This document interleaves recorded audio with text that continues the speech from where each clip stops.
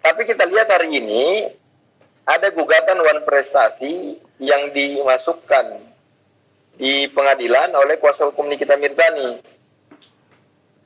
Kalau kita bicara wan prestasi itu kurang lebih pengertiannya adalah pelanggaran terhadap orang yang membuat pihak yang membuat atau menandatangani perjanjian, kesepakatan, perikatan atau kontrak. Nah, yang menjadi pertanyaan lagi, kok bisa ada turut tergugat kepolisian, kejaksaan, sama PT apa itu, PT Bima dan lain-lain lah, sama tentunya Reza Gladys dan suaminya. Kalau kita lihat dari wan prestasi itu kalau dia melakukan gugatan wan prestasi berarti harusnya cukup dan harusnya hanya untuk para pihak yang ada dalam perikatan kontrak atau kesepakatan itu. Betul. Mungkin Bang Fahmi melihat bahwasanya adanya kesepakatan walaupun secara lisan antara kliennya sama pihak yang dia maksud. Tapi yang menjadi pertanyaan, kenapa kalau wan prestasi masuk turut tergugat kepolisian, kejaksaan, sama PT yang dimaksud itu? Harusnya yang masuk adalah yang digugat hanya para pihak yang masuk dalam kesepakatan itu, kayak gitu. Jadi kita melihat di sini, kalau misalnya dua perkara ini berbarengan antara perdata dengan pidana, memang ada di pasal 81 KUHP yang menjelaskan di mana pidana itu dideluankan daripada perkara perdata. Tetapi ini kalau kita lihat dalam penanganan perkara, hakim juga itu sifatnya fakultatif. Apabila misalnya putusan perkara pidana mengenai keabsahan dan itu penting untuk perkara pidana, maka dideluankan perdataannya. Maupun sebaliknya, perdata juga bisa ditunda untuk dideluankan pidananya apabila memang dibutuhkan dalam proses pidananya, kayak gitu. Kalau sidang bisa lanjut atau tidak, para pihak ini tidak hadir, tidak jadi masalah. Selagi ada kuasa yang diberikan dari para pihak.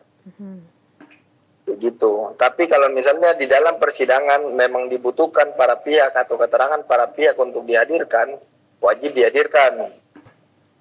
Iya, itulah gunanya surat kuasa, mendelegasikan haknya pemberi kuasa terhadap penerima kuasa. Kalau misalnya dari tergugat tidak mengirimkan atau tidak mendatangi atau tidak menghadiri sidang, itu bisa diputus secara sepihak. Itu bisa jatuhnya fair strike, Bu. Artinya dia bisa dianggap setuju dengan gugatan penggugat. Maka penting untuk dihadiri minimal kuasa hukum dari tergugat. Kemudian untuk penggugat tidak harus untuk menggugat secara langsung atau harus menghadiri. Kecuali dibutuhkan. Ada memang keterangan yang penting untuk dibutuhkan. Kemudian memang harus dihadirkan.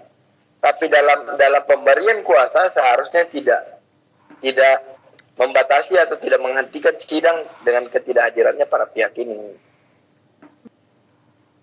Kalau misalnya Nikita Mirzani di dalam gugatannya terbukti ternyata kesepakatan itu sah di mata hukum berdasarkan petitum Bang Fahmi di dalam gugatannya, kemudian menyatakan bahwasanya uang tersebut yang disita oleh kepolisian adalah sah secara hukum adalah milik Nikita Mirzani, maka kepolisian harus mengembalikan. Tapi pertanyaannya sekarang di sini, Bu, ini kan proses pidananya belum berjalan. Bisa jadi juga dengan gugatan perdata ini kuasa hukum dari Nikita Mirzani punya tujuan untuk menunda. Artinya diutamakan dulu proses perdatanya, kemudian dilanjutkan proses pidananya. Dan apabila memang terbukti Nikita Mirzani secara keperdataan itu masuk ranah perdata ataupun nanti bisa mempengaruhi sehingga putusan pidananya memang Nikita Mirzani terbukti melakukan, tapi itu bukan masuk ranah pidana, bisa jadi juga. Jadi kita melihat di sini bahwasanya gugatan itu kalau dikatakan wan prestasi, kok bisa masuk para turut tergugat itu, kepolisian, Jaksa Agung. Terus seharusnya kalau memang Bang Fahmi mau, menurut saya secara pribadi, kalau memang dia mau menggugat secara perdata untuk membuktikan bahwasannya uang itu bukan hasil dari kejahatan atau memang sah secara hukum adalah milik Nikita Mirzani, dia lakukan gugatan perbuatan melawan hukum PMH sehingga dia bisa masukkan turut tergugat yang lain. Karena kalau di dalam wan prestasi kita bahas perikatan kesepakatan itu hanya untuk para pihak yang ada di dalamnya, tidak untuk yang lain. Ya bisa jadi mungkin maksud dia karena sekarang dikuasai oleh, kan sudah dilimpahkan ya. Kalau misalnya sudah dilimpahkan ke kejaksaan, memang itu menjadi turut tergugat.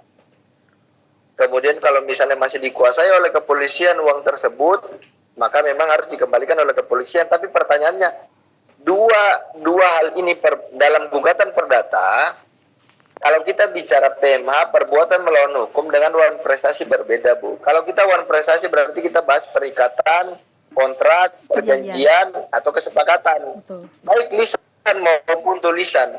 Dan di dalam wan prestasi itu, yang bisa digugat adalah khusus para pihak. Seharusnya. Jadi kita pun melihat di sini kok bisa dimasukkan kepolisian maupun kejaksaan. Seharusnya kalau kuasa hukum, menurut saya, kuasa hukum ingin mengajukan gugatan perdata atas kerugian dari material maupun immaterial itu melalui gugatan perbuatan melawan hukum. Kayak gitu. Sehingga bisa dimasukkan turut tergugat yang lain untuk mengembalikan apabila nanti dikatakan dalam putusan bahwasanya memang uang tersebut adalah milik Nikita Mirzani dan memang kerugian yang diciptakan akibat ditahannya, akibat hukum yang sedang dijalani Nikita Mirzani ini menciptakan kerugian baik material maupun immaterial. Nah, ini pertanyaan yang bagus. Makanya saya bilang di pasal 81 KUHP itu memang menjelaskan bahwasanya apabila berbarengan perkara pidana dan perdata memang didahulukan secara umum itu pidana.